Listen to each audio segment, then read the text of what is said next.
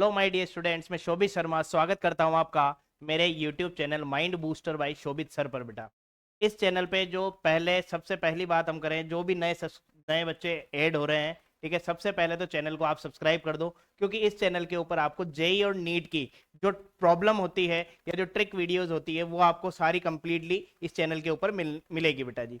अब हम लोग, आप लोगों को पीछे एक क्वेश्चन नजर आ रहा होगा, ठीक है, यूनिट एंड डायमेंशन का क्वेश्चन है। उस यूनिट एंड डायमेंशन के क्वेश्चन को किस तरीके से करेंगे, क्या मेथड उसका रहेगा, आइए हम लोग जानते हैं बेटा। क्वेश्चन है हमारे पास में, the dimension formula for the plank constant H and gravitational constant ji respectively. तो प्लैंक कांस्टेंट और ग्रेविटेशनल कांस्टेंट का जो एक्चुअल फॉर्मूला है, डायमेंशनल फॉर्मूला है, वो किस तरीके से हम लोग निकाल के चलते हैं, आइए हम लोग इसको डिस्कस करते हैं बेटा जी। तो सबसे पहले मैं बात करके चलता हूं प्लैंक कांस्टेंट के लिए। तो प्लैंक कांस्टेंट को सबसे कैसे निकालेंगे डायमेंशन, हम लोग देखो, आप लोगों को पता है प्लैंक जो लो होता है वो होता है E इज इक्वल टू बेटा एच न्यू होता है। E इक्वल टू क्या होता है, एच न्यू होता है। एच होता है आपका यहाँ पर प्लैंक कांस्टेंट, E होती है आपकी एनर्जी, और न्यू होता है यहाँ पर फ्रीक्वेंसी। आपका न्यू क्या होती है बेटा जी, फ्रीक्वेंसी होती है। फ्रीक्वेंसी किसका उल्टा होती है बेटा जी, टाइम पीरियड का उल्टा होती है। तो यहां पर मैंने बोला एनर्जी और फ्रीक्वेंसी जो है वो टाइम पीरियड का उल्टा होती है। तो टाइम पीरियड का उल्टा है तो 1/t। टी कहाँ चला जाएगा, आपका ऊपर चला जाएगा, तो ये हो जाएगा आपके पास में E, और साथ में हो जाएगा T। E होती है बेटा यहाँ पर आपकी एनर्जी। तो एनर्जी होती है, एनर्जी हम लोग क्या बोलते हैं, एनर्जी क्या होती है, यदि आप लोगों को इसकी डायमेंशन ध्यान है तो बहुत अच्छी बात है, डायमेंशन ध्यान नहीं है तो कोई बात नहीं, कोई टेंशन लेने की जरूरत नहीं है। एनर्जी के लिए जो हम लोग डायमेंशन देते हैं बेटा जी, E is equal to half M V square, kinetic energy का हमारे पास में यहाँ पर फॉर्मूला होता है। M होता है मास, तो m1 बोले। V होती है वेलोसिटी, वेलोसिटी की डायमेंशन होती है L1t-1, L1t-1 का स्क्वायर होता है तो होता है L2t-2। तो यहाँ पर जो बनी L2t-2 बन जाएगी। क्लियर है, L2t-2 ये बन गई आपकी एनर्जी की डायमेंशन।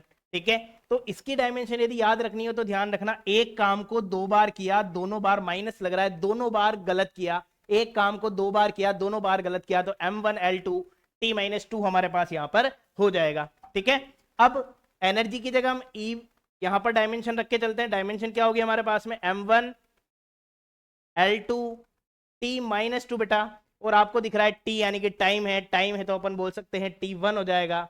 तो इसकी डायमेंशन कैसे निकालेंगे, M1L2 और फिर आ जाएगा T-1। तो प्लैंक कांस्टेंट के अंदर देखो M1L2t-1 किसके अंदर आ रहा है, M1L2t-1 इसके अंदर आ रहा है। तो सीधा सीधा हमारे पास आंसर कौन सा हो जाएगा, सेकेंड आंसर हो जाएगा। लेकिन यदि फिर भी हम बात करके चलें, दो ऑप्शन में आ जाता तो वहां पर क्या करना था हमें, वहां पर सीधा सीधा जी की डायमेंशन निकालते हैं। आपको फोर्स का फॉर्मूला पता है, F is equal to G M1M2 upon R square, ये ग्रेविटेशनल फोर्स होता है। तो जी की डायमेंशन कैसे निकालेंगे बेटा जी, FR स्क्वायर अपॉन M1M2 हो जाएगा। F होता है फोर्स, तो फोर्स के लिए हम लोग क्या बोलेंगे, M1L1t-2। ठीक है, एक हाथ से धक्का लगाया, फिर एक हाथ से और लगाया, दोनों से एक साथ लगा दिया, तो M1L1t-2। R होती है लेंथ, तो हो जाएगा L2। मास M1, यहाँ पे भी हो जाएगा आपका M1। M1 और M1 जो है वो ये कैंसिल आउट हो जाएगा, M1 ऊपर जाएगा तो काय का बन जाएगा बेटा, माइनस का। L1 L2 हो जाएगा आपके पास L3, और हो जाएगा बेटा T-2। तो ये आपकी निकल गई ग्रेविटेशनल कांस्टेंट की डायमेंशन। और इसकी वैल्यू की बात करके चलें तो वैल्यू कितनी होती है, ध्यान देना, 6.67 10⁻⁻11।